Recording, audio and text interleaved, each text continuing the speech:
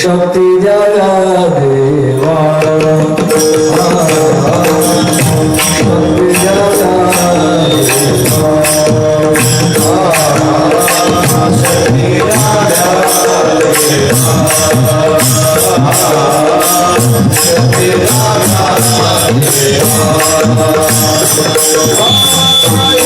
शक्ति जगा देवा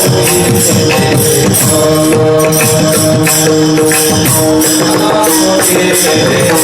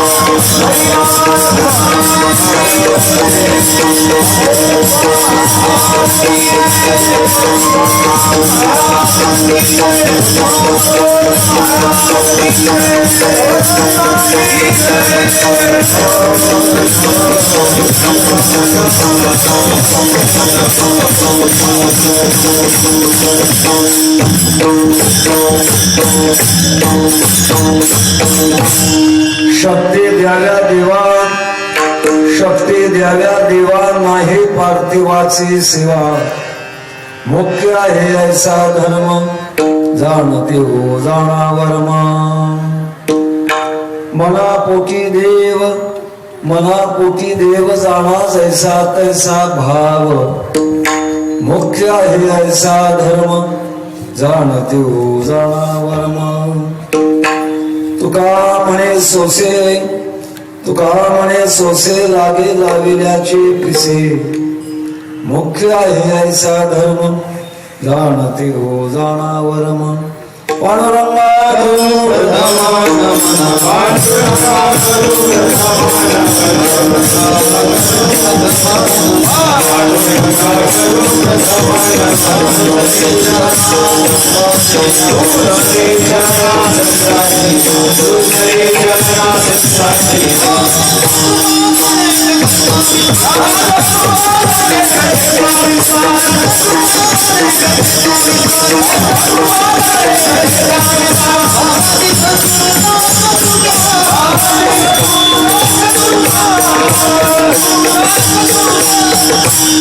दयांचे केलिया स्मरण होय सकळ विद्यांचे अधिकरण. तेच वंदो श्री चरण श्री गुरूंचे, ते नमस्कारो न्याता. काय माझी वाणी मानेर संतांचे, रंजवू चित्तासे आपुलिया.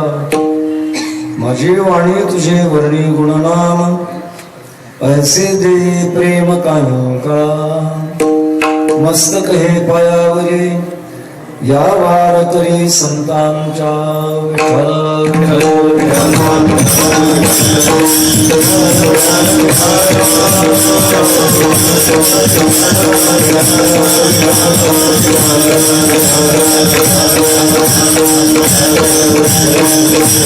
सत्य द्याव्या देवा, नाही पार्थिवाची सेवा.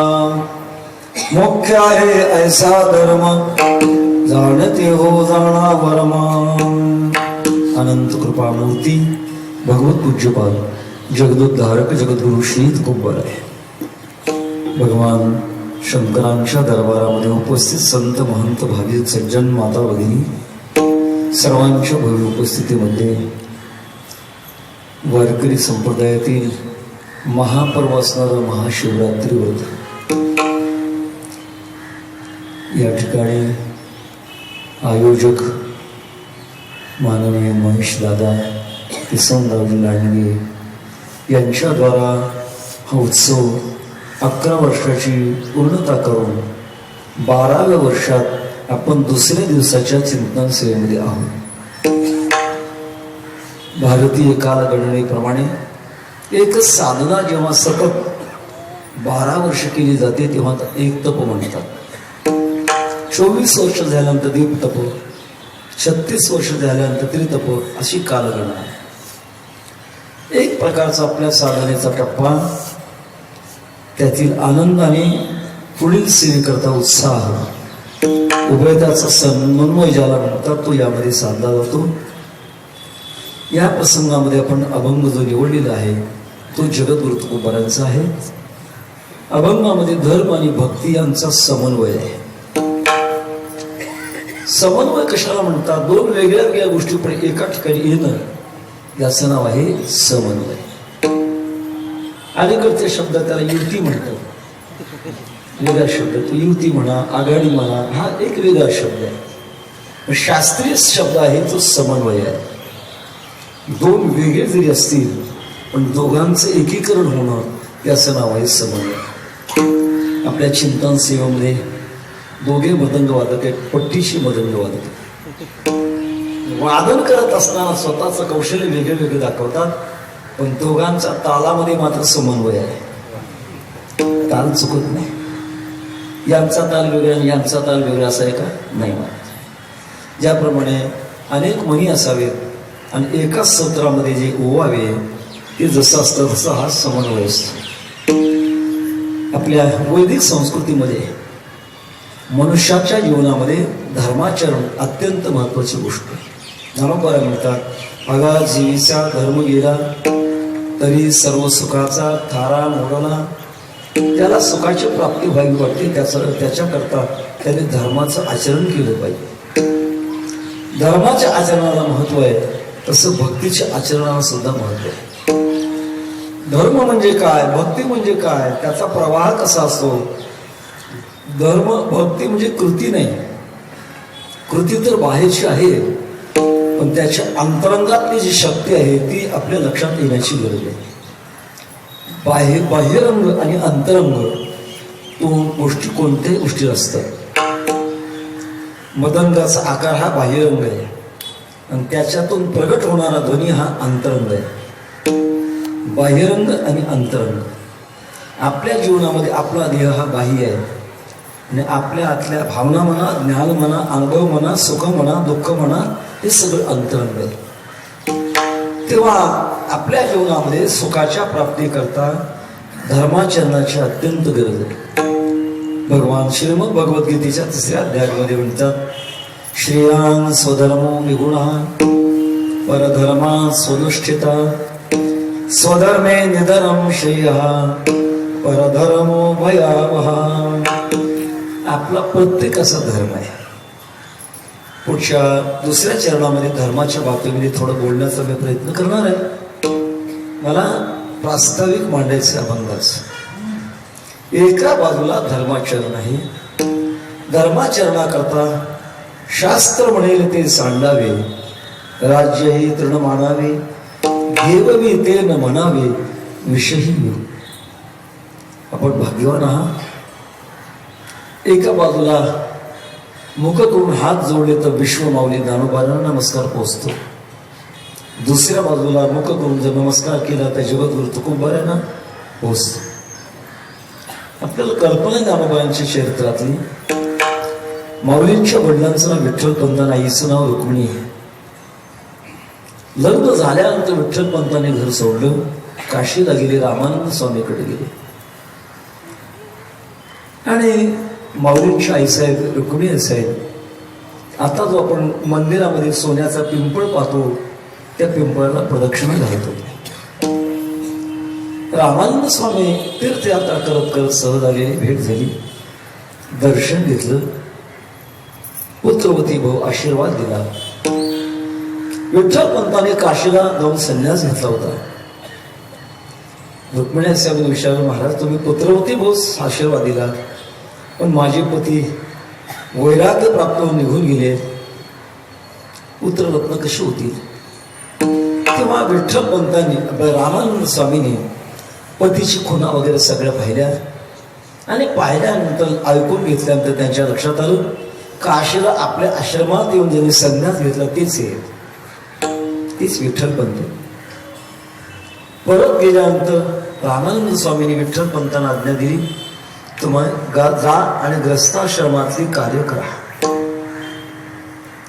गुरु आज्ञा म्हणून मोडता येत नाही म्हणून जेव्हा विठ्ठलपंत महाराष्ट्रामध्ये आले आणि त्यांना सद्गुरू निवृत्तीनाथ, ज्ञानोबाराय, सोपान काका, मुक्ताबाई अशी 4 अपत्य झाली. धर्माचा कट्टरतेचा काळ आणि वाळीत टाकण्याचा प्रयत्न चाललेला होता, जिकडे तिकडे अपमान. तेव्हा विठ्ठलपंतांनी ब्रह्मबंधांना विचारलं, माझी गुरु आज्ञा म्हणून मी आलो, वैराग्याच्यामुळे संन्यास घेतला खरं, पण गुरुची आज्ञा म्हणून मला मोडता आली नाही, मला बहिष्कृत करता, मला प्रायश्चित्त काय असेल तर द्या. अशा काळात कठोर शास्त्राने देहांत प्रायश्चित्त घेतलं. हे धर्माचरण आहे. शास्त्र म्हणेल ते सांडावे, राज्यही तृण मानावे, घेववी ते न म्हणावे, विषयी होईल. धर्माचरण आहे. आणि दुसऱ्या बाजूला धर्माचे आचार पाळत पाळत भगवान परमात्म्याच्या सेवेत 9 प्रकारच्या सेवेमध्ये भावाच्या शक्तीने राहणं. भावे विन भक्ती, भक्ती विन मुक्ती, बळे विन शक्ती बोलू नये. अंतःकरणामध्ये भाव पाहिजे. श्रद्धा वेगळी, विश्वास वेगळा, निष्ठा वेगळी आणि भाव वेगळा.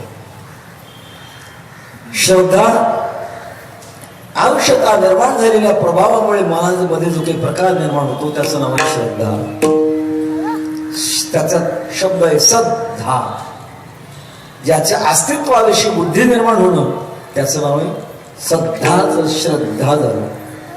आहे परमात्मा आहे, श्रद्धा आहे. आणि तो परमात्मा माझा संबंध, मी त्याची भक्ती करतो. मी अडचणीत आलो, तो भगवान परमात्मा निश्चित मला अडचणीतून बाहेर काढेल. सोडवीर माझा स्वामी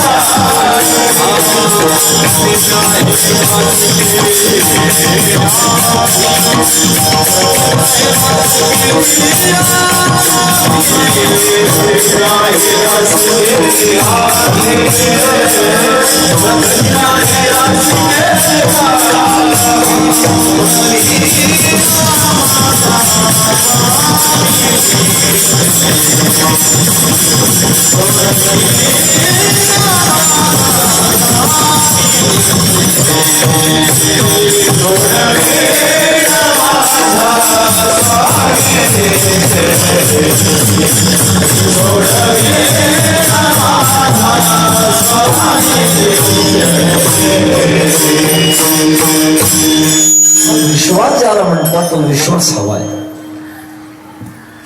विश्वासामध्ये प्रत्यक्षात अनुभव नाही, पण परमात्मा आपल्याला साथ करणार आहे, आपल्या अंतःकरणातल्या भावना पूर्ण करणार आहेत, अशा प्रकारचा हृदयाचा आविष्कार सांगेल आपल्याला. श्रद्धा, विश्वास आणि भाव हे सगळे हृदयाचे, पवित्र हृदयाचे आविष्कार आहेत. जेव्हा काही पुण्याच्या द्वारे हृदयामध्ये पवित्रपणा येतो, धन्य भावशील ज्यांची हृदय निर्मळ, अशा व्यक्तीमध्ये, अशा हृदयामध्ये तो भाव तयार होत असतो. तेव्हा मी याच्याकरता बोलतोय की धर्म आणि भक्ती यांचा समन्वय जगद्गुरु प्रगट करतात. भक्ती करतोय पण धर्माचं आचरण नाही, तरी परंतु भगवान परमात्म्याच्याकडे ती भक्ती पूर्ण होत नाही. प्रसंग सांगेल आपल्याला. महाभारतामध्ये कौरवांच्या बाजूला भीष्माचार्य युद्ध करण्याकरता गेलेले होते. वास्तविक भीष्माचार्य हे भक्तीच्या द्वारा इतके महत्वाचं त्यांचं व्यक्तिमत्व होतं. भीष्माचार्याने भगवान परमात्म्याला हात मारल्यानंतर भगवान परमात्मा प्रगट होते, इतकी भक्ती होती.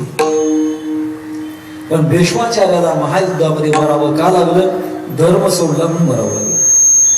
अधर्माची बाजू स्वीकारली आणि म्हणूनच भीष्माचार्यांना मरावं लागलं. भक्तीला धर्माची आवश्यकता आहे आणि धर्माचरणाला भक्तीची आवश्यकता आहे.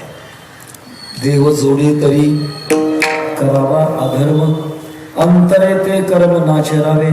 दोघांचा समन्वय करणं आपल्या जीवनामध्ये तसं स्वतःच्या बुद्धीला कळत नाही. याकरता जगद्गुरु तुकोबारासारखी संत मंडळी धर्म आणि भक्ती या दोघांचा समन्वय सांगत असताना भक्तीच्या क्षेत्रामध्ये माणूस परमात्म्याकडे जातो. थोडस प्रास्ताविक अशा प्रकारचं म्हणण्याची आवश्यकता आहे.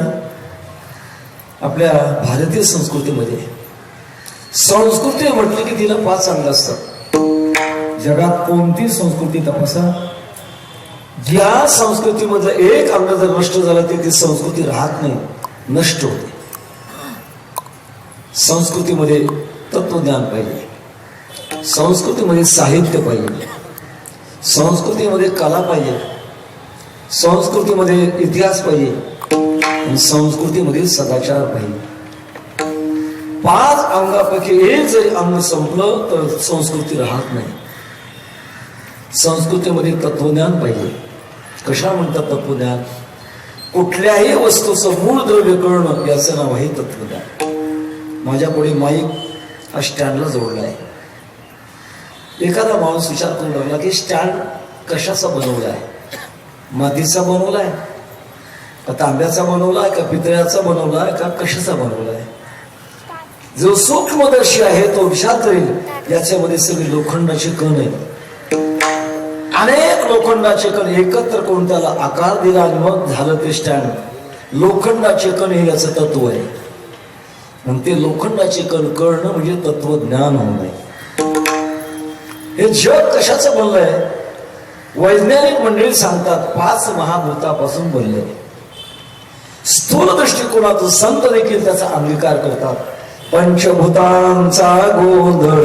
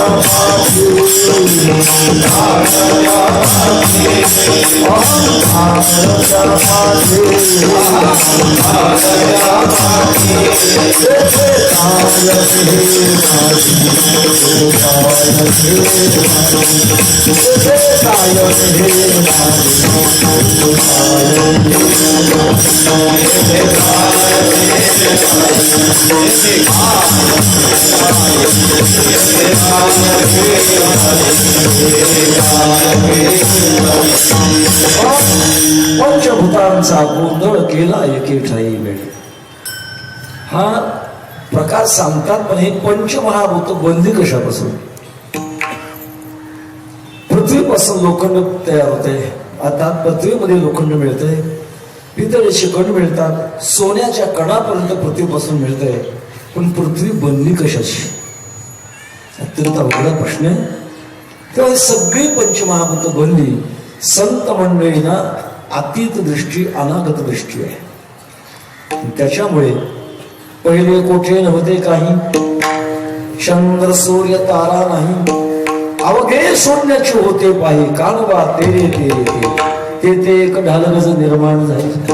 तिने ख्याती केली, माया निर्माण झाली.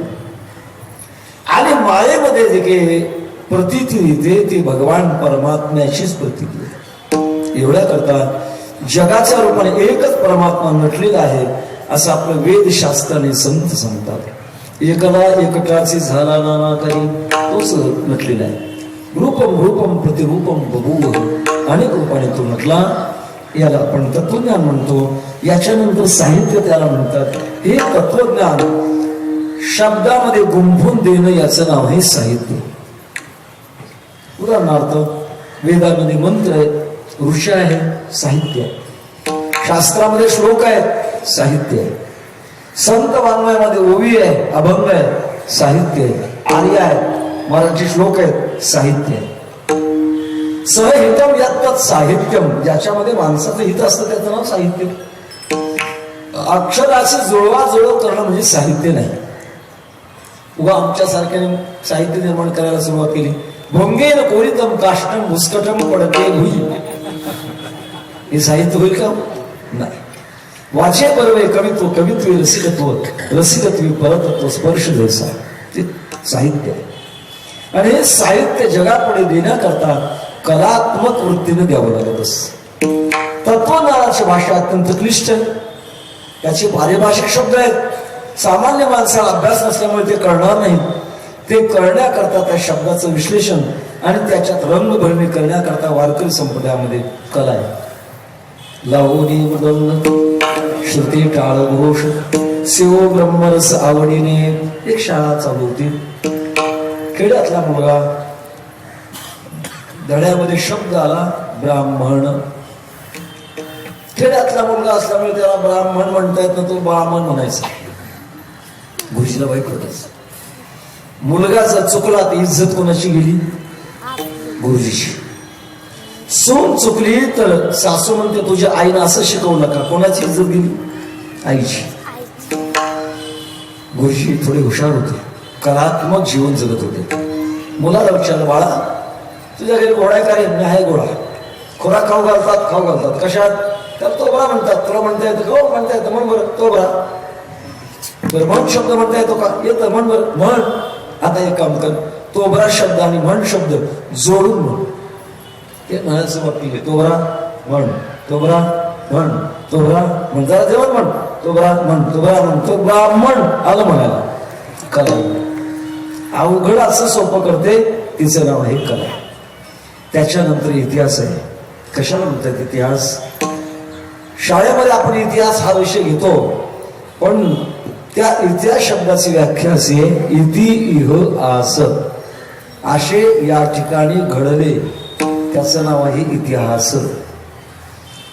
प्रत्येक संस्कृतीमध्ये इतिहास आहे. आपल्या संस्कृतीमध्ये रामायण, महाभारत, श्रीमद भागवत हा इतिहास आहे, दैवी इतिहास आहे. आणि पाचवा प्रकार आहे सदाचार. तत्वाचा साक्षात्कार होण्याकरता, वृत्ती बनण्याकरता जो आचार असतो त्याचं नाव आहे सदाचार. सदाचारामध्ये व्रत आहे, त्याचप्रमाणे आचार आहेत, धर्माचार आहे, उत्सव आहे, काही साधनं आहेत, ती सदाचारामध्ये म्हणतो. याच्यामध्ये काही म्हणजे आपण वार करतो. वारकरी संप्रदायामध्ये सोमवार करणं तुकोबारांनी विहित सांगितले. व्रत करा, एकादशी, सोमवार, कथा, पूजन, हरिजागर, पुण्य ते असे गाता नाचता बहुबार, पुन्हा बोलीला संसार नाही जाणा सत्यत्वे सोमवार. तेव्हा वार करणं एक सदाचार आहे. त्याचप्रमाणे उत्सव हाही देखील सदाचार आहे. मी एवढं का बोलू लागलो? महाशिवरात्री हा उत्सव आहे. उत्सव कशाला म्हणतात? त्याच्या दोन शब्द मिसळले, उत अधिक सव. उत म्हणजे प्रकट होणे, सव म्हणजे आनंद. ज्याच्यामध्ये आनंद प्रकट होतो त्याचं नाव आहे उत्सव. नवरात्र उत्सव, कोजागिरी पौर्णिमा उत्सव, गणेश चतुर्थी उत्सव, तसं महाशिवरात्री उत्सव. या उत्सवाला व्रत देखील म्हटलं गेले. शांतीब्रह्म एकनाथ महाराजांनी वारकरी संप्रदायामध्ये 5 महाव्रत सांगितले. रामनवमी, कृष्णाष्टमी, वामन जयंती, नरसिंह जयंती आणि 5वं महाव्रत आहे महाशिवरात्री. एक विशिष्ट काळ आहे आणि त्या विशिष्ट काळात घडलेला जो इतिहास आहे तो इतिहास परंपरेनं सांभाळणं हे संतांनी वर्णन केल्यामुळे आपण महाशिवरात्र करतो. अशा महाशिवरात्रीच्या काळात तुकोबाराय धर्म आणि भक्ती याचा समन्वय सांगतात. समन्वय की दोघांची एकता असणं याचं नाव समन्वय. उदाहरणार्थ मृदंग आहे, एका बाजूला शाहीपूर म्हणतात, एका बाजूला धूम म्हणतात. दोन्ही वाजवत असताना शाहीपूर एकेकडे जो स्वर आहे त्याच्या खर्जात धूम वाजणं समन्वय. धूम जर कडक वाजायला लागलं तर तो समन्वय. आता सध्या जो आनंद मृदंगातून आपल्याला मिळतोय तो समन्वयातून आनंद मिळतो. तसं धर्म आणि भक्ती या दोघांचा समन्वय पाहिजे. धर्म आणि नीती याचा समन्वय पाहिजे. आपण काही गोष्टी करतो भक्तीच्या मध्ये, पण त्याच्यामध्ये सुद्धा धर्माचा समन्वय अत्यंत आवश्यक आहे. परमात्म्याची उपासना करत असताना 9 प्रकारची उपासना सांगितली. श्रवणम, कीर्तनम, विष्णू स्मरणम, पादसेवनम, अर्चनम, वंदनम, दास्यम, सख्यम, आत्मनिवेदनम. 9 प्रकारची भक्ती आहे. 9 प्रकारची भक्ती करत असताना आपण पूजा करतो, नमस्कार करतो, नामचिंतन करतो. हे करत असताना आपल्या संस्कृतीमध्ये भगवंताची अनेक रूप आपल्या डोळ्यापुढे येतात. विठ्ठल रूप आहे, राम रूप आहे, कृष्ण रूप आहे, दत्त रूप आहे, भगवान शंकराचं रूप आहे, भगवती देवीचं रूप आहे. आणि या रूपाची आपण पूजा करतो, याची उपासना करतो.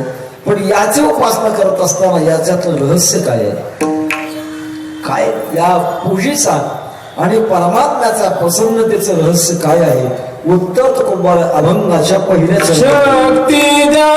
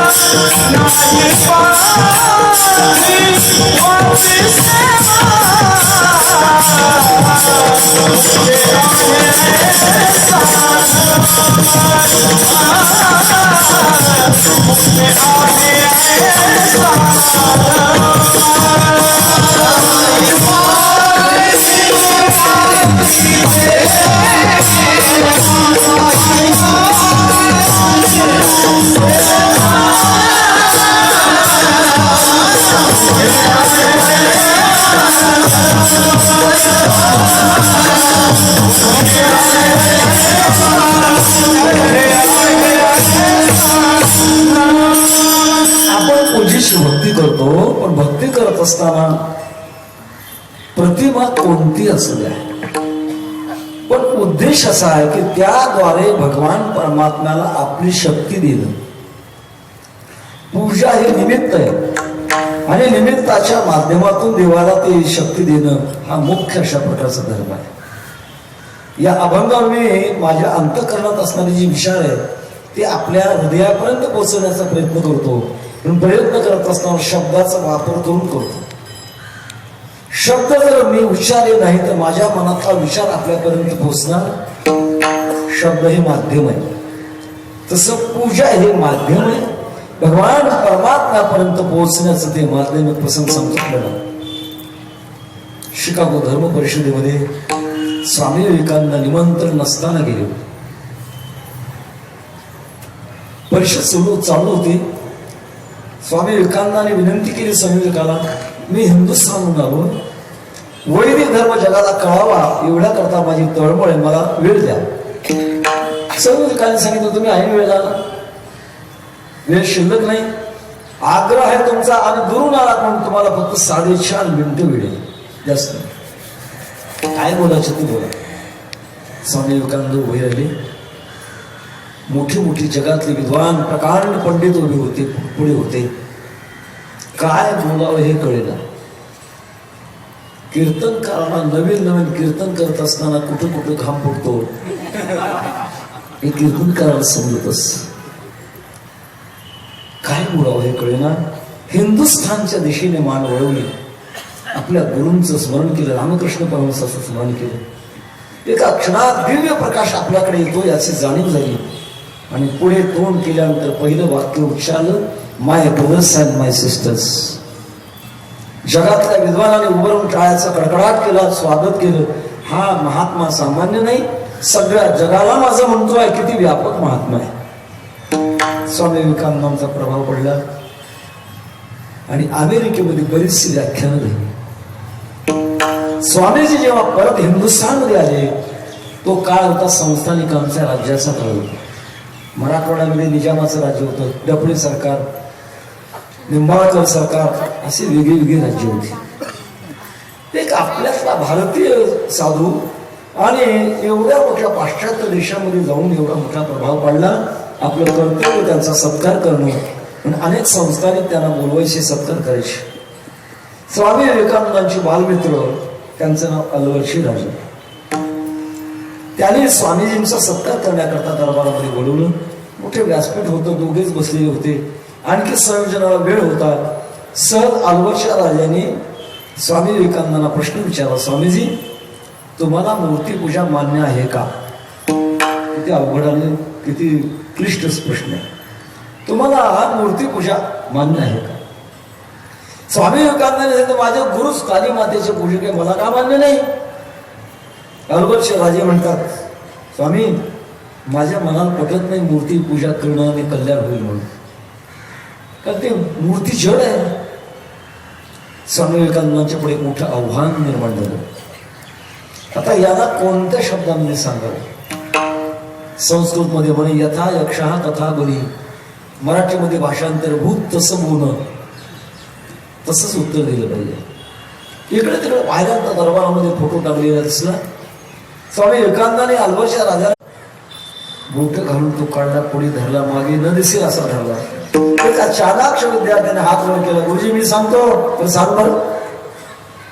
किल्ल्या पाहिल्यानंतर त्याच्या लक्षात आलं, तो म्हटला छत्रपती शिवाजी महाराजांचा जन्म किल्ल्यात झाला. किल्ल्या पाहून किल्ल्यात झाला. एवढ्या शिक्षणाधिकाऱ्यांनी थांबावं की? आता दुसरा प्रश्न विचार करा, कोणत्या किल्ल्यात झाला? आता सांगता येईल? पटकन सांगून गेला, गुरुजीच्या खिशातल्या किल्ल्यात. दुसऱ्याच्या ज्ञानाने आपण ज्ञानी होऊ नये, आपल्या ज्ञानाने आपण ज्ञानी होऊ. आणि गंमत अशी आहे, आपलं अज्ञान जोपर्यंत आपल्याला कळत नाही तोपर्यंत ज्ञानाची खरी पायरी आपण चढू शकत नाही. ज्ञानाची पायरी तेव्हा चढू शकतो की जेव्हा आपल्याला काय कळत नाही, जेव्हा कळेल तेव्हा ज्ञानाची पायरी चढली जाईल. भक्तश्रेष्ठ अर्जुनाला भगवद्गीतेचं अमृत जे मिळालं ते केव्हा मिळालं? जेव्हा अर्जुनाला स्वतःचं अज्ञान कळालं. कार्पण्य दोषोपहत स्वभाव प्रचार त्वाम धर्म संपूर्णचिता यस्य यस्य निश्चितं भूयिदन्मे शिष्यस्तेहं क्षारिमां त्वां प्रपन्नम्. अर्जुन म्हणता, देवा आधीच मी काही नेने वरी कवळलो मोहे येणे, मला कळत नाही. आणि मग भगवान परमात्म्याने गीतामृत पुढे प्रगट केलं. सांगण्याचा मुद्दा असा की आपल्याला काय कळत नाही हे कळावं, आणि हे कळणं म्हणजे तुकोबाऱ्यांचं जाणणं आहे. जाणते हो जाणा वर्म, अत्यंत अवघड गोष्ट आहे, पण ती सोपी होत असते, ती वर्माने सोपी होत असते. शेतकरी जीवनामध्ये माहित आहे, एखादा बैल अत्यंत दष्टपुष्ट असतो, कामाला झुंपत असताना त्रास करतो, मारतो, त्याचं वर्म हातात आल्यानंतर तो शांत होतो. बैलाचं वर्म त्याच्या नाकामध्ये व्यसन घातली की बैलाचं वर्म हातात आलं. घोड्याचं वर्म हातात येण्याकरता दाढेत वर्म त्याच्या काटेरी लगाम दाढेत टाकला की घोडा ताब्यात आलाच. हत्तीचं वर्म त्याच्या गंडस्थळामध्ये, गंडस्थळाला अंकुश लावला की हत्ती ताब्यात आलाच. आणि वाघाचं वर्म त्याच्या कानामध्ये, त्याचे कान घट्ट पकडले की वाघ ताब्यात आलाच. कृपया हा प्रयोग करण्याचा प्रयत्न करू नका, कारण कान पकडेपर्यंत आपलं काय होईल याचा विचार करा. पण मात्र वाघ कानामध्ये कच्चा असतो. 29 वर्ष गुरुवर बिर्ला महाराज म्हणायची, वाघाचे कान पकडले की त्याचं काहीच चालत नाही, त्याचं वर्म करावं. तसं परमात्म्याच्या भक्तीचं आणि धर्माचं वर्म ते आहे की भगवान परमात्म्याला शक्ती समर्पण करण्याचं ते निमित्त आहे. मुख्य हे ऐसा धर्म जाणते हो जाणा वर्म. धर्म शब्द आला की इतका तो क्लिष्ट आहे. धर्मस्य तत्व निहितम गुहाया, धर्मराजाचं वाक्य. धर्माचं तत्व अत्यंत क्लिष्ट आहे. धर्म आहे वर्मा अंगी कळले पाहिजे प्रसंगी. प्रसंगामध्ये काय करावं हे कळावं लागतं, तेव्हा धर्माचरण होत असतं. अहिंसा परमो धर्म, अहिंसा हा परमधर्म आहे. पण तो अहिंसा परमधर्म काही वेळेला बदलतो, बदलल्यानंतर हिंसा धर्म ठरतो. भक्तश्रेष्ठ अर्जुनाच्या पुढे कौरव ही आतताई होती. आतताई म्हणजे अतिरेकी होती. आणि त्यावेळेला अहिंसा धर्म अर्जुनाला आठवला. हे असं तो येत भिक्षा मागता, भगवान मी युद्ध करणार नाही, कशाला मारू याला? युद्ध करणार नाही. भिक्षा मागितलेली बरी, माझं राज्य मला ते नको आहे, पण मी मात्र युद्ध करणार नाही, यांना मारणार नाही. हा धर्म होता का अधर्म होता? न मारणं अहिंसा धर्म आहे. कुठला धर्म आहे की त्या धर्मामध्ये अहिंसा नाही? मुस्लिम धर्म आहे, त्याच्यामध्ये सुद्धा अहिंसा नाही. मुस्लिम धर्माचे प्रवर्तक मोहम्मद पैगंबर, त्यांचा थोडा इतिहास आहे. मोहम्मद पैगंबरांनी एक क्रांती करत असताना काही समाजाने त्यांचा विरोध केला आणि काही माणसं त्यांना ठार मारण्याकरता मागे लागली. मोहम्मद पैगंबराचे एक शिष्य आणि स्वतः मोहम्मद पैगंबर जीव घेऊन पळत होते. पळता पळता अरण्य पुढे आलं आणि मनामध्ये असं आलं की आपण अरण्यामध्ये गेलो की आपण वाचणार, आपल्याला आपण चकली घेऊन जाणार. योगायोगाने 2 झाडातून वाट होती आणि एका कोळ्याने त्या दोन्ही झाडाला म्हणून जाळं विणलं होतं. मोहम्मद पैगंबराच्या पुढे शिष्य होता. सांगितलं आपण एक काम करू, ते जाळं तोडू आणि मध्ये जाऊ. मोहम्मद पैगंबराने सांगितलं अरे नको रे, त्या प्राण्यानं किती कष्ट करून ते जाळं विणलंय, आपण आपला जीव वाचवण्याकरता त्याचं कष्ट का नष्ट करायचं नाही करायचं. मग एक काम करू, आपण खाली जमिनीहून घसरत घसरत पुढे जाऊ. जाळं न तोडताना ती जमिनीहून घसरत घसरत पुढे गेली. मारेकरी मागून आले, पाहतात तो जाळं तसंच आहे. ज्या ते जाळं तसंच आहे त्या ते मध्ये गेलेले नाही, परत फिरले. मोहम्मद पैगंबर वाचले. मला एवढं सांगायचंय की कोळ्याचा जाळा सुद्धा तोडणं ही प्रेरणा मोहम्मद पैगंबर. अर्थात कोणता धर्म असा आहे की त्यामध्ये अहिंसा धर्म मानत नाही? प्रत्येक धर्मामध्ये अहिंसा धर्म, पण तो अहिंसा धर्म काही वेळेला अधर्म होतो. अर्जुनाला भगवान परमात्मा सांगतात स्वधर्मपिचा आदेश नरकम की तो धर्म्या देवदाश्रय क्षत्रिय सन विद्यते. हे तुझ्यापुढे उभे राहिली आतताई आहेत आणि आतताई पुरुषांना नष्ट करणं याच्यात पाप लागत नाही, तो धर्म आहे. दया कशाला म्हणतात? दया तिचे नाव भूतांचे पालन अनेक निर्दळन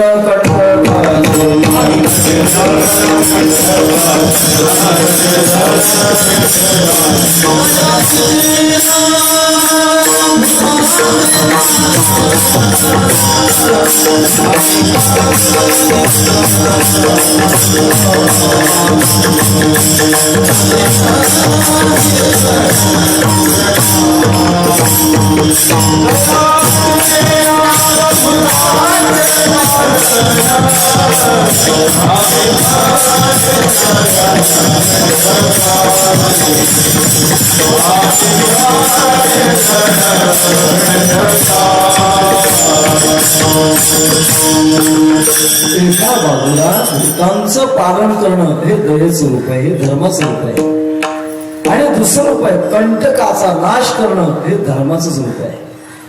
ताजा इतिहास आपल्या देशातला 350 दहशतवाद्यांचा नाश केला.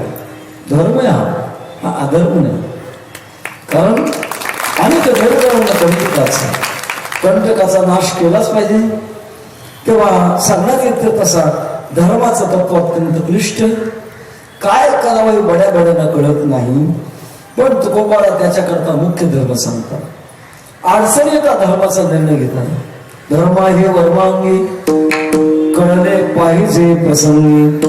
प्रसंगाला काय करावं हे कळावं लागतं, त्यामध्ये धर्म होत असतो. ते प्रसंग सांगतो. आपल्या देशामध्ये उतथ्य नावाचे ऋषी होते, त्यांचं नाव उतथ्य. आपल्या आश्रमामध्ये ते साधना करत होते.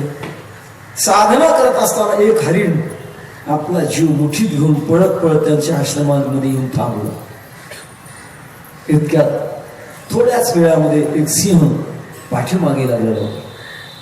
त्या सिंहाची ती शिकार होती आणि ते हरिण त्या आश्रमामध्ये लपून बसलं. उतथ्य ऋषीने पाहिलं होतं. हरिण आलंय, लपून बसलंय. तो सिंह मागून आला आणि आल्यानंतर उतथ्य ऋषींना विचारू लागला, महाराज माझी शिकार या दिशेने पळत आली आहे, तुम्ही पाहिली का? कुठे ती सांगा मला. उतथ्य ऋषी अडचणीत पडले. काय करावं ते यावं? खरं बोलावं तर हरणाचा प्राण जातोय, खोटं बोलावं अधर्म आहे. आता धर्माचरण करण्याकरता काय करावं? उतत्य ऋषीने मधला मार्ग काढला. सांगितलं बाबासे, हा ज्यानं तो हरिण पाहिला त्याला बोलता येत नाही, आणि जिला बोलता येतं तिनं पाहिलं नाही. मधला मार्ग आहे. धर्म ओळखत असताना मधला मार्ग काढावा लागतो. आपल्या संस्कृतीमध्ये लग्न लागल्यानंतर, गोरज मुहूर्तावर लग्न लागल्यानंतर ब्राह्मण देव मंडपाच्या बाहेर वधूवराला घेऊन जातात आणि आकाशातल्या 2 चांदण्या दाखवतात. एक वशिष्ठ आणि दुसरी अरुंधती. 2 चांदण्या दाखवतात. का? आता तुम्ही ग्रस्ताश्रमामध्ये प्रवेश केलाय, यांचा आश्रम जसा ग्रस्ताश्रम आदर्श झाला तसा तुमचा सुद्धा ग्रस्ताश्रम आदर्श व्हावा हा संकेत दाखवतो. कारण त्याचं असं आहे, जेव्हा अरुंधती उपवर झाल्या होत्या आणि वशिष्ठांना त्यांनी पाहिलं होतं, त्यांचे गुण, त्यांचं सामर्थ्य, त्यांचं तप सगळं पाहिलं होतं, खात्री पटली होती आणि मनाने वशिष्ठांना पती म्हणून स्वीकारलं होतं. अजून औपचारिक संस्कार राहिले नव्हते, झाले नव्हते, मनाने स्वीकारलं होतं. अरुंधती आणि अरुंधतीचे वडील जेव्हा वशिष्ठांच्या आश्रमामध्ये गेले, वशिष्ठाने पाहिलं, पहिला उपचार आसन देणं. तिघांना 3 आसनं टाकलं. वशिष्ठ एका आसनावर बसले, अरुंधतीचे वडील दुसऱ्या आसनावर बसले. पण अरुंधती पेचामध्ये पडली, या आसनावर मी बसू का न बसू? मी आसनावर बसावं तर याला मी पती म्हणून स्वीकारलंय आणि पतीची आज्ञा, पतीची सेवा घेणं दोष आहे, म्हणून मी बसू शकत नाही. तर न बसावं तर याने मला बस म्हणून आसन टाकलंय, म्हणजे मुख आज्ञा केलीये, ती सुद्धा मोडता येत नाही, बसता येत नाही आणि मोडता येत नाही. अशा वेळेला अरुंधतीने मधला मार्ग काढला. आसनावर न बसताना आसनाच्या बाजूला बसल्या आणि आपला उजवा हात आसनावर ठेवला, असं संकेत दिला, तुम्हाला मी पती म्हणून स्वीकारलं म्हणून तुमची सेवा घेऊ शकत नाही म्हणून बाजूला बसले, आणि बस म्हणून तुमची मुख आज्ञा मोडू शकत नाही म्हणून वर हात ठेवला. इतका धर्म बारकाव्याचा आहे.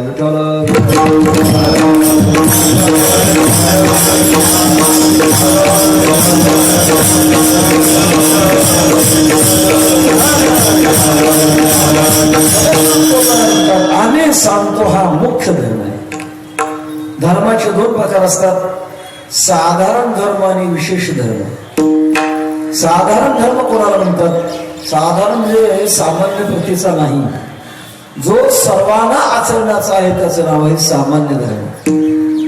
अहिंसा, सत्य, अस्तेय, ब्रह्मचर्य, अपरिग्रह हा सामान्य धर्म आहे. आणि विशेष धर्म ज्याचा त्याने पाळायचा विशेष धर्म. पितृधर्म, पुत्रधर्म, पतिधर्म, पत्नी धर्म, राजधर्म, प्रजाधर्म हे धर्म भिन्न भिन्न ज्याची त्याने पाळायचे. तसं आपल्या कीर्तनामध्ये वेगळे वेगळे प्रकार आहेत आणि ज्याने त्याने आपला आपला धर्म पाळायचा, आपलं आपलं कृत्य करायचं. कीर्तनामध्ये प्रमाण सुटल्यानंतर उचलण्याचा धर्म कोणाचा आहे? टाळकरी मंडळीचा धर्म आहे उचलणं, प्रमाण उचलणं धर्म आहे. या दोन्ही मृदंग वादकाचा धर्म काय? सगळ्यांना एका तालात घेऊन चालणं, दोघांचा धर्म आहे. श्रोत्यांचा धर्म काय आहे? अजिबात झोपी न जाता लक्ष देऊन ऐकायचं, लक्षात ठेवायचं आणि आचरणात आणण्याचा प्रयत्न करायचा. तिघांचा धर्म झाला. आता 4था धर्म आहे वक्त्याचा धर्म. वक्त्याने कोणता धर्म स्वीकारायचा? वेद, शास्त्र आणि संत यांच्या वचनाच्या आधाराने सर्वांशी मन शब्दाच्या हातात घेऊन परमात्म्यापर्यंत पोहोचण्याचा धर्म कीर्तन करायचा आहे. जेणेकरून मूर्ती बसावी अंतरी श्रीहरीची अशी कीर्तन मर्यादा आहे संतांच्या घरची. प्रत्येकाचा धर्म प्रत्येकाला पाळावा, पण काही वेळेला तो धर्म बदलतो. उदाहरणार्थ आपल्या वेदाने पहिला धर्म सांगितला मातृदेवो भव, पितृदेवो भव, आचार्य देवो भव, अतिथी देवो भव. पण प्रसंग वर्षामध्ये हा धर्म सुद्धा बदलला जातो. केव्हा बदलला जातो? मुख्य धर्मरूप असणारा भगवान परमात्मा, धर्माची तो मूर्ती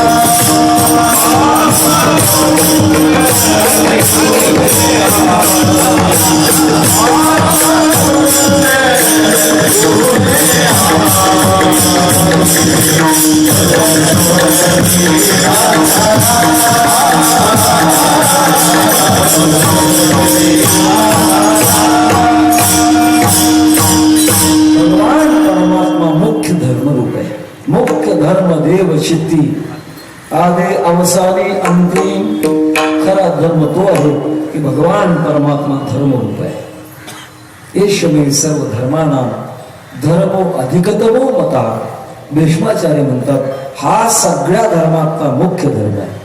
तो खूप ते सांगतात मुख्य आहे ऐसा धर्म, मातृच देव हे मुख्य धर्म आहे, पण तो देखील काही वेळा बदलतो। प्रसंग आपल्याला माहित आहे, जेव्हा कैकेयीने भगवान प्रभू रामचंद्राला वनवास मागितला आणि भरताला राजगादी मागितली। भरत नंदीग्रामाला गेले होते, आपल्या आजोळी गेले होते आणि आल्यानंतर प्रभू रामचंद्र वनवासाला गेले होते। भरतांचं प्रभू रामचंद्रावर अत्यंत प्रेम अनन्य भक्ती होती आणि आल्यानंतर कैकेयी मातेचे भरत निर्भत्सना करू लागले। दुष्टे चांडाणी लवकर वेदिका नाहीस, कुणाची निर्भत्सना केली? आपल्या आईची निर्भत्सना। वास्तविक आईचा एवढा अधिकार आहे। स्वामी विवेकानंद असं म्हणतात, आई या शब्दासारखा पवित्र शब्द जगात नाही, इतका पवित्र शब्द। आई शब्दाचा अर्थ आहे आ ई, दोन शब्द त्याच्यात। आ म्हणजे आत्मा, ई म्हणजे ईश्वर। जो आत्मा प्रत्यक्ष ईश्वर आहे त्याचं नाव आई। दुर्दैव काही कुटुंबामध्ये सध्या आई शब्दाला राजीनामा दिलाय आणि त्या शब्दाच्या जागा दुसऱ्या शब्दाने जागा घेतली। बाळा तू काय म्हणतो राहिला? काय म्हणतो? आई म्हणतो ना? शाबास शाबास, तुझी पाठ थोपटली पाहिजे, आई म्हणा। दोष जो दुसरा शब्द मम्मी ज्याला म्हणतात, कुठून पाश्चात्य देशातलं वाद आपल्याकडे आले आणि मम्मी इंग्रजी शब्दाचा अर्थ प्रेताला मम्मी म्हणतात, सांगण्यात येते तसा। आईचा फार मोठा अधिकार आहे। आपल्या आश्रम 4 आहेत, ब्रह्मचारी आश्रम, गृहस्थ आश्रम, वानप्रस्थ आश्रम आणि संन्यास आश्रम। संन्यास आश्रम सर्वश्रेष्ठ मानलाय, इतका श्रेष्ठ आहे। संन्यासी देवा मंदिरामध्ये जर गेला आणि देवाचं दर्शन घ्यायचं ठरलं तर त्या दंडी संन्यासाने देवाच्या पारडोकाने ठेवायचं। आपल्या हातातला फक्त दंड दाखवायचा, हाच त्याचा देवाचा नमस्कार। पण त्या संन्यासाला जन्म देणारी आई जर पुढे आली तर तिच्या पायावर डोकं ठेवायचं, एवढा मोठा अधिकार आईचा आहे। आणि पण त्या आईच्या बाबतीतला जो धर्म आहे, राजा भरताने तो पाळला नाही। भरताने आपल्या आईची निंदा केली, निर्वसन। प्रल्हादे जनक विभीषणे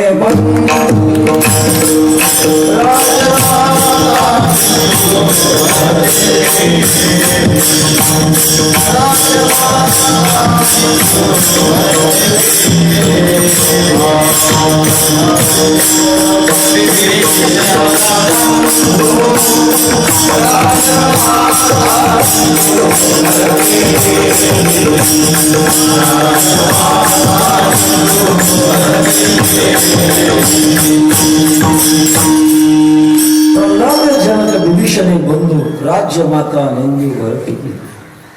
एकाने आपल्या आचार्याने हा जो धर्म तो मोडला. राजा बळी आणि भगवान वामन अत्यंत लहान रूपातून भिक्षा मागण्याकरता आले. शुक्राचार्य गुरु होते.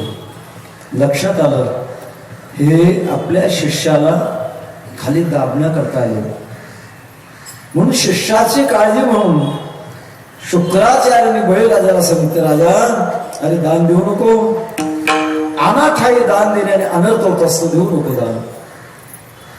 बळीने विचार केला, माझ्या पुढे कोण आलेला आहे? प्रत्यक्षात जगाचा मालक आलाय आणि त्याला दान देण्याची मला संधी मिळाली, पुन्हा मिळणार. जेव्हा दान देत असताना 3 पावलं भूमी दान द्यायची, देत असताना हातामध्ये पाणी घेऊन संकल्प सोडायचा असतो. कमीत कमी त्याच्या हातात पाणीच पडू नये. शुक्राचार्य झारीच्या तोंडात बसले. बळीराजाच्या लक्षात आलं की आपले गुरु आडवे आले. काही केलेली मोठी काडी घेतली आणि आड आला म्हणून फोडीला डोळा. बळीने आंधळा शुक्र केला. वास्तविक गुरुचं वंदन करणं धर्म आहे, पण परमात्मा प्राप्तीमध्ये जर आड येत असेल तर तो अधर्म आहे. याच्याकरता धर्म आणि अधर्म या गोष्टी कळाव्या लागत असतात. जेणे नारायणे घडे अंतराय तो का बाप माय त्याच्या भीती. श्रीमद भगवद्गीतेतला एकच श्लोक सांगतो आणि पुढे चालतो. भगवान म्हणतात, अर्जुना माझ्या प्राप्ती करता सर्व धर्मान परित्यज्य मामेकम शरणं व्रज अहंकार सर्व पापेभ्यो मोक्षयिष्यामि शुचा. याकरता तुकोबारा म्हणतात, मुख्य आहे ऐसा धर्म. हा धर्म मुख्य जाणते हो जाणावं. त्या धर्माचा आणि भक्तीचं सोडून तुकोबारा एकत्र करून अभंगाच्या 3ऱ्या चरणात सांगतात,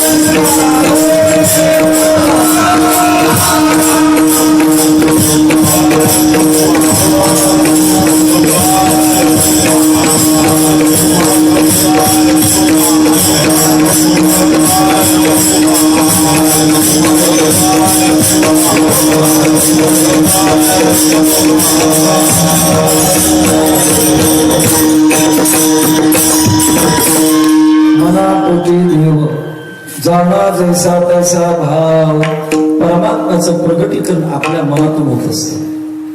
जसा आपण भाव धारण करू त्याप्रमाणे भगवान परमात्मा ते रूप धारण करत असतात. याचं चिंतन आपल्याला म्हणत असताना बराचसा हवा आहे, पण 9 वाजले, अधिक लांबून बरं नाही.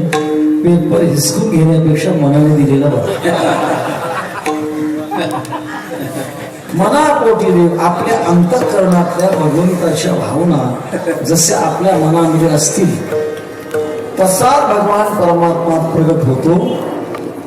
यो यो याम याम तम भक्तः श्रद्धया चित्तविच्छति तस्य तस्या चराम श्रद्धां तामेव वृदाम.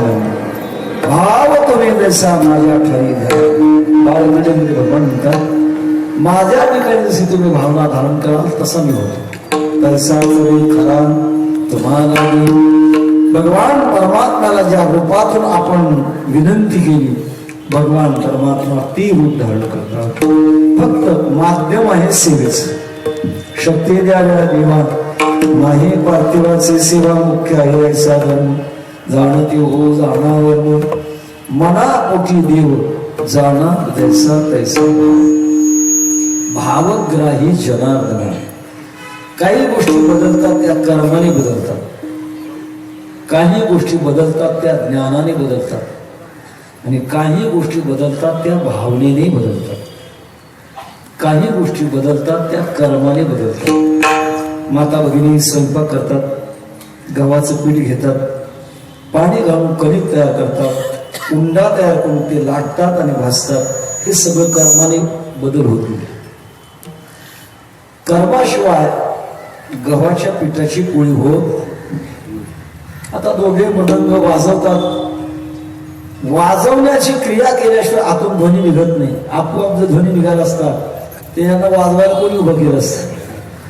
आपोआप ध्वनी निघत नाही, कर्मातून ध्वनी निघत. कर्माच्या काही गोष्टी आहेत, प्राप्तव्य, विकार्य, संस्कार्य, असे काही त्याचे प्रकार क्लिष्ट दोष सांगण्यात येते. तसा की काही गोष्टी कर्माने बनत असतात, काही गोष्टी ज्ञानाने बदलतात. मन अंधकार आहे, दोरी पडली आहे, आणि जवळून जात असताना त्या दोरीजवळ एक टाचणी पडली होती. टाचणी पायाला टोचली, काय टोचलं म्हणून पाहिलं त्याला सर्पाचा भ्रम झाला. मोठ्याने ओरडायला लागला, मला सर्प चावला, सर्प चावला. सर्पाची भीती दूर करायची असेल तर कर्माने होईल का? नाही होणार. काठीनं बोलवलं तर सर्प मरेल तो नाही. आज मला सांगतात करिता वाजंत्र्याचा गजर. सर्प का शब्दाला फार भीतो, आवाजाला भीतो, म्हणून वाजंत्र्यानं जर आवाज केला तर शब्द सर्प जाईल नाही जाणार. मग त्याला बदलण्याकरता फक्त ज्ञानाची गरज आहे. स्वच्छ उजेड आणला की त्या दोरीवर दिसलेला सर्प राहतच नाही, तो दोरी रूप होतो. कशाने बदलला? कर्माने नाही बदलला, तो ज्ञानाने बदलला. आणि तिसरा प्रकारे परमात्म्याचं जे अदृश्य रूप आहे ते बदलण्याकरता भावनेने बदलत असतं. आपल्या अंतःकरणामध्ये जेवढ्या तीव्र भावना असतील तेवढ्या तीव्र भावनेतून भगवान ते रूप धारण करतात. होय भक्ती केला तैसा पूर्वी धरावे ते इच्छा. भगवत भक्ताने भगवंताची प्रार्थना केली, हे भगवान आता दृष्टी पुढे ऐसा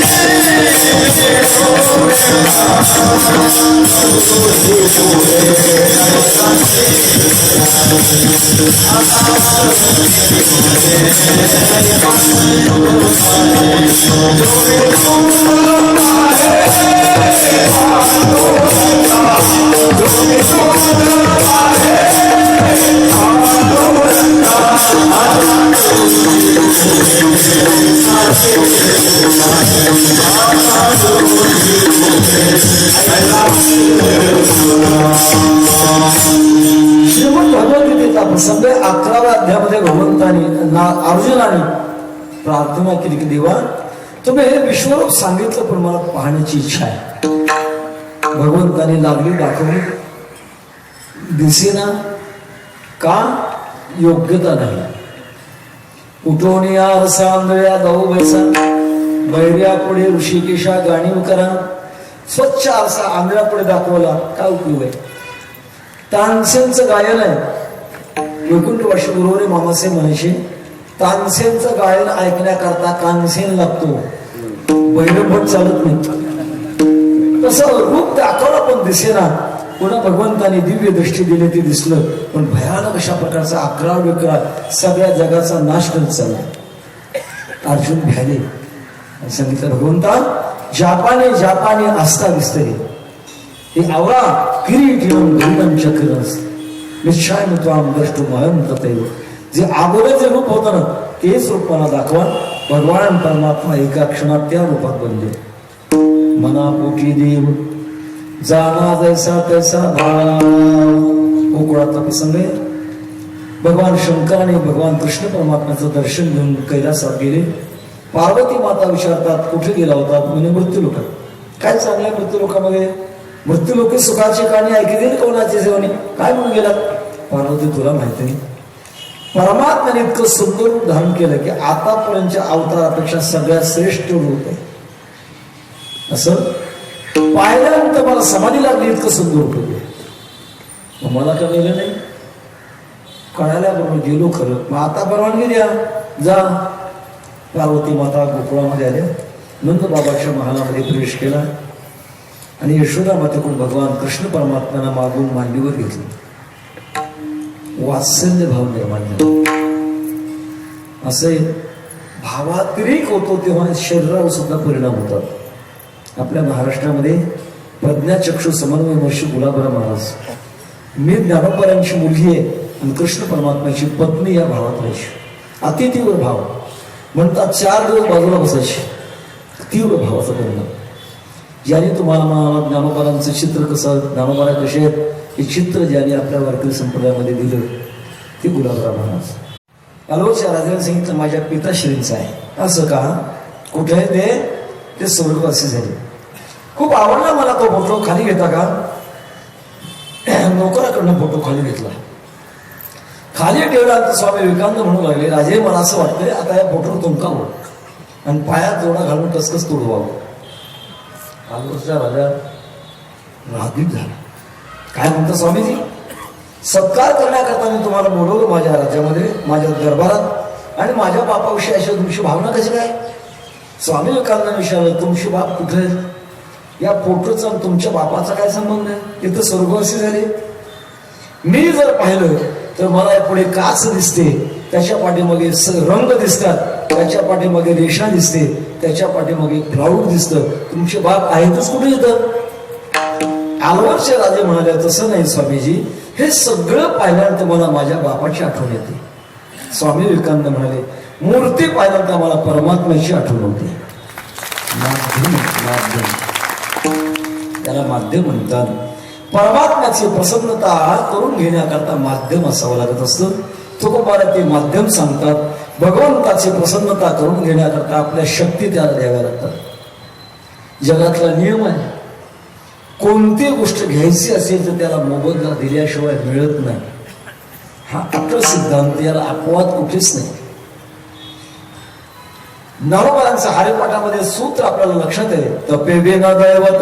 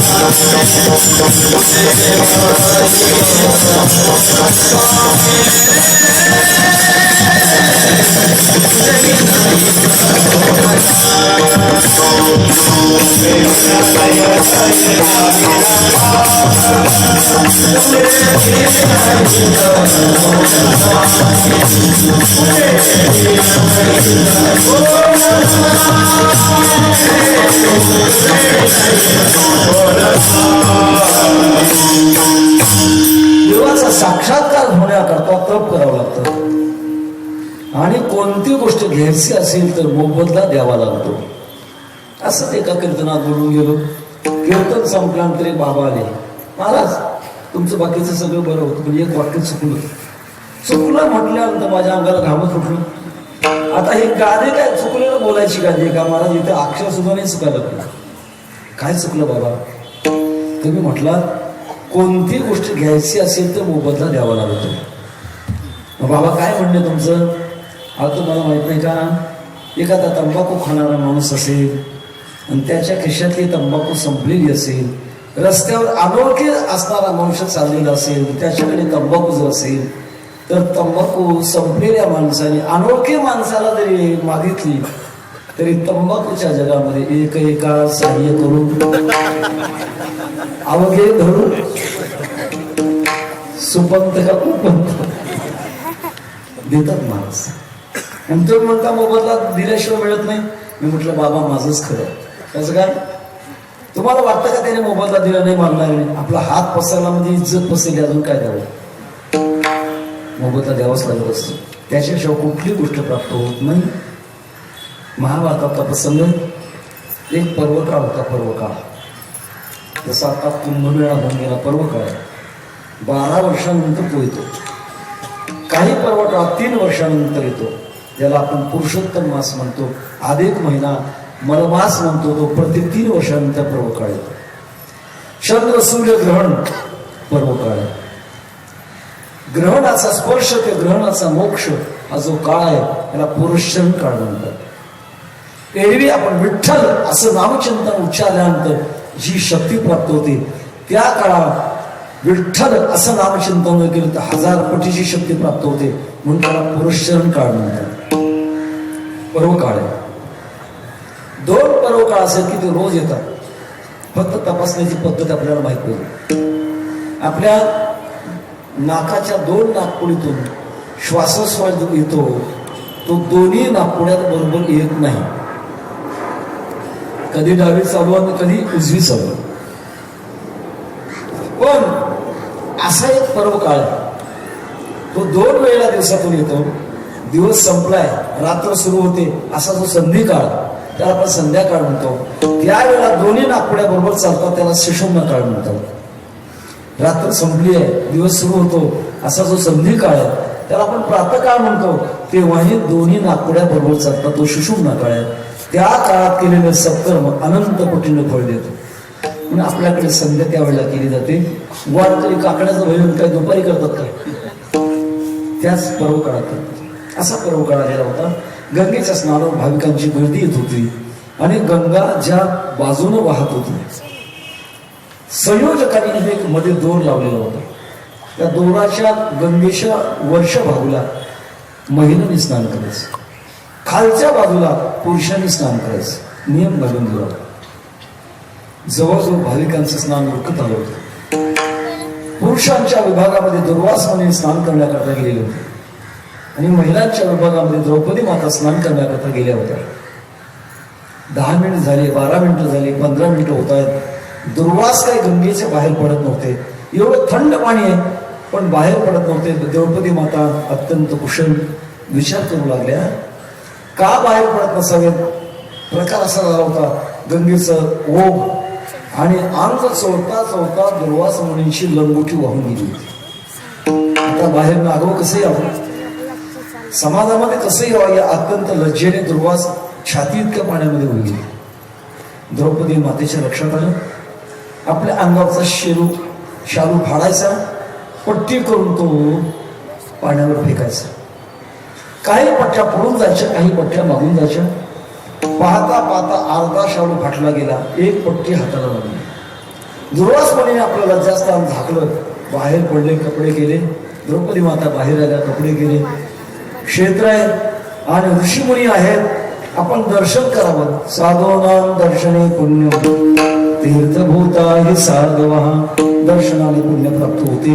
भावनेने साधूंच्या दर्शनावर चालले. त्यात द्रौपदी माता देखील दर्शनाला निघाल्या.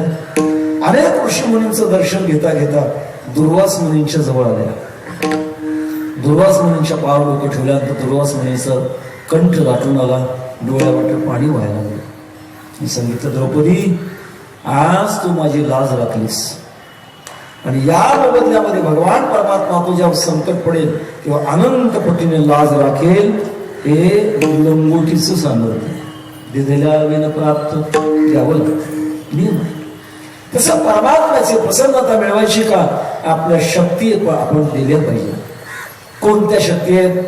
कायेन वाचा मनसेंद्रिय वा बुद्ध्यात्मना वा मनस्तत्स्वभावात् करोमि यद्यत् सकलं परस्मै नारायणायेति समर्पयेत्.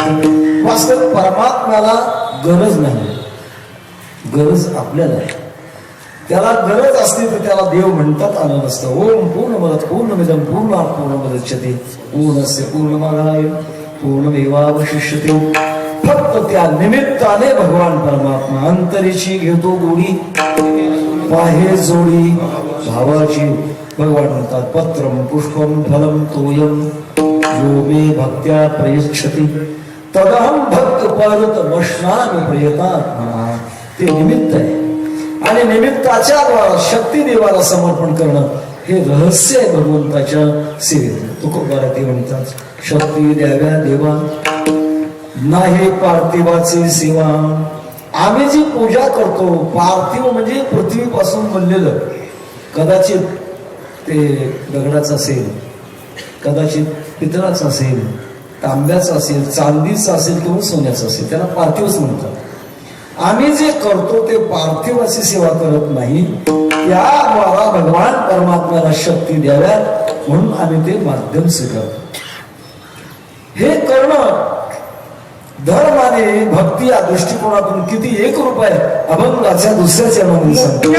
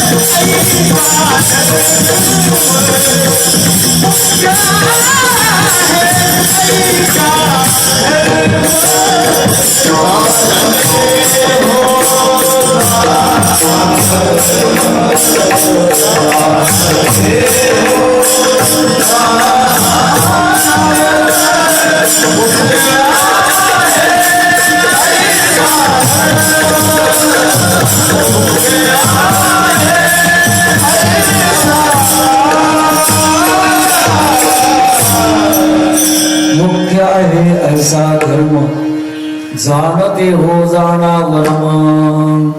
वर्म कोणाला सांगतात? जाणत्याला सांगतात. लिंबू दोरा गंड्या बांधणारा तो जाणता नाही. ग्रंथात ज्ञानेश्वरीच्या पहिल्या अध्यायामध्ये ज्ञानोबाने जाणता आणला. काय नाव त्याचं? म्हणून जाणते नो गुरु भजिजे तेने कृतकारी होईजे. जाणता तो आहे की ज्यानं आपलं अज्ञान ओळखलं तो जाणता. 3 प्रकार असतात. आपल्याला काय कळालं ते कळावं, आपल्याला काय कळालं नाही ते कळावं. काही माणसं असतात आपल्याला काय कळत नाही हेही त्यांना कळत नाही. कमीत कमी काय कळत नाही हे आपल्याला कळावं.